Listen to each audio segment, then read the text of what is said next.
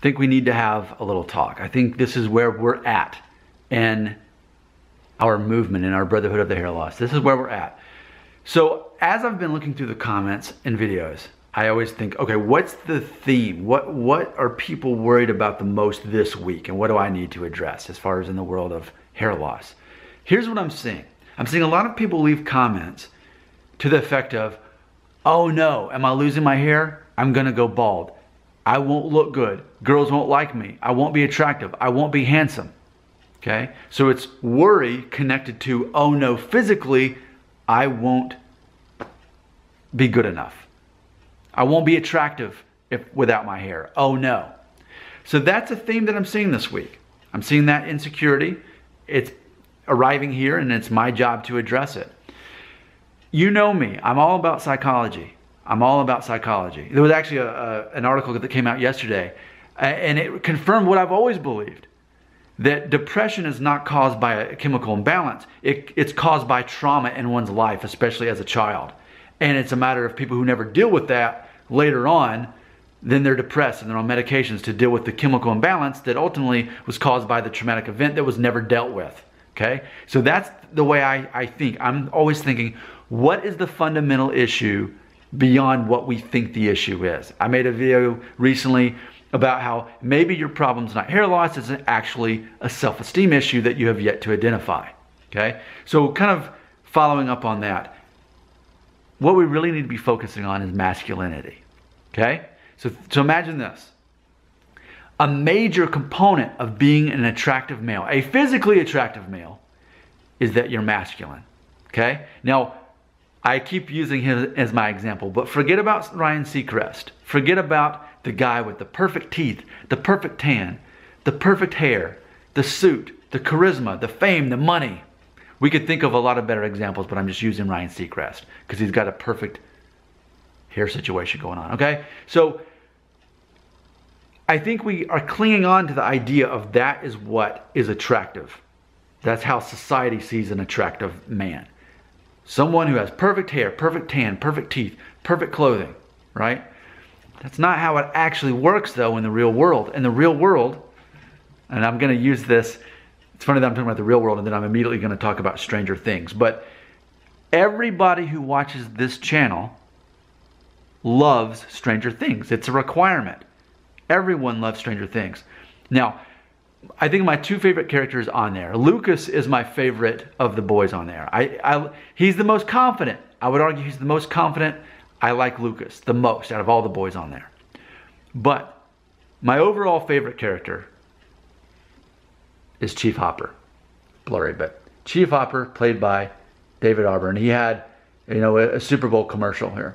We've got a man who definitely, we would say, is balding, often has a beard.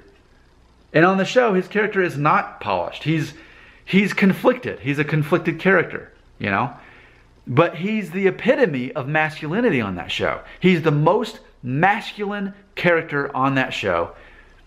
And in my opinion, the best character on that show is Chief Hopper, played by David Arbor. A man who is noticeably balding. Would we say that he's Norwood 3, a strong Norwood 3?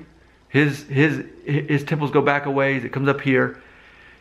But who cares? Nobody cares. He's a masculine guy. And that's the whole point. You want to be attractive? Be masculine. I'll say it again. You want to be attractive? Then be masculine. That's the convenient thing about men who tend to lose their hair sooner, is that we can grow beards sooner. Here's what I'm going to say. I get it with all the fashion stuff, with all the, gotta have my skinny jeans. Ooh, they're so skinny. Ooh, and I have the taper leg. Ooh, and all this.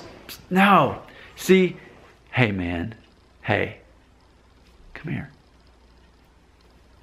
Flannel is what it's all about. That's what it's really all about.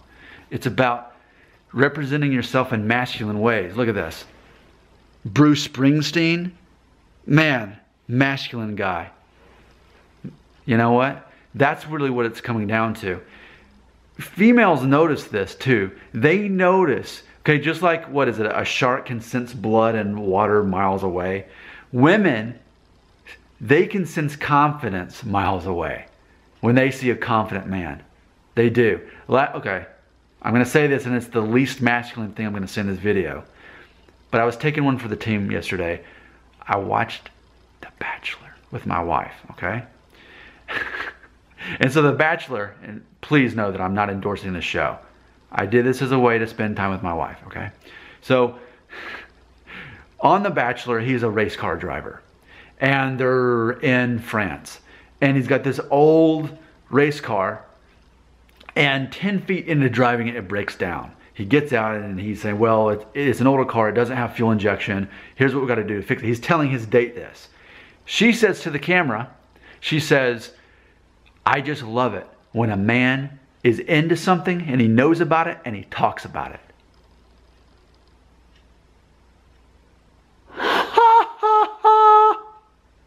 I hope that ends up being the thumbnail for this video, by the way. That totally backs up what I've been saying so many times. The times in my videos where I talk and you actually are ignoring what I'm saying, when I keep saying it's about you being confident and having an identity in your skill set. And there it was in the video. The girl said it. She didn't care whether he knew about cars or computers or he was a chef, whatever he was. The fact that part of his identity was that he had something that he's good at and he's confident in about it, and he can talk about it. And it's part of his identity. She found that as an attractive trait. I never heard her say anything about him being handsome. Maybe he is. But that was the thing that stood out to her the most. Because part of being masculine is you know what you're good at. You can talk about it. And it's this whole rugged concept. I mean, even with Justin Timberlake. He's got his new album out, you know, and it's all about, look at the cover of it, it's all about being rugged and going out west. And John Mayer's done the same thing. Actually, it's funny, yesterday, made exactly 11 years ago that my wife and I went on our first date. We went to a John Mayer concert. I love John Mayer. I love John Mayer. But in recent years, his albums have been more about just kind of woodsy, outdoors kind of thing. And I think if you want to be seen more as more attractive, it's a matter of addressing that more ruggedness. And actually on my other channel, Family Friendly Daddy Blog, I just reviewed this backpack, which is the epitome of being rugged. I love this backpack. So if you're interested in seeing me review this, Family Friendly Daddy Blog, that'll be up pretty soon. You can check that out. This is really what it's all about. It's about being masculine. You know, and part of what's inspired this is I look at these comments here recently. It's oozing in insecurity. Oh no, I'm not going to be attractive. Oh no, I'm going to lose my hair. Oh no. So how do we flip that and make it masculine? We say, yep, I'm pretty masculine. I'm losing my hair. Guess I'm going to grow a beard. Guess I'm going to buzz this off and grow a beard because that's a cool look, especially now. It's the epitome of a masculine, confident male.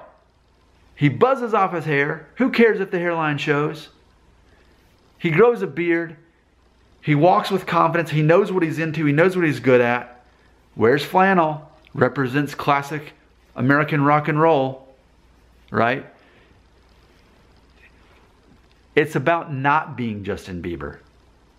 It's about being David Arbor, the guy that plays Chief Hopper on Stranger Things. The confident leading man that doesn't need to be all polished and handsome in the way that Hollywood wants him to look. I love the fact of how masculine and strong of a character that he is on that. I love it. That, to me, is what an attractive man is all about. Yet, so many of the people watching these videos about hair loss, they ignore that. I say something so important, and they ignore that because they know I got to wear my skinny jeans. I got to wear my hair a certain way, and I got to have this perfect hair. No, that's not masculine thinking. I am teaching you to think like a masculine man. I am your future. You're not always going to be a teenager, and you're not always going to be in your early 20s. You'll then be competing with other men, many of which who have less hair than you, and it won't matter. Be masculine, and if you need me to teach you, I will continue doing so.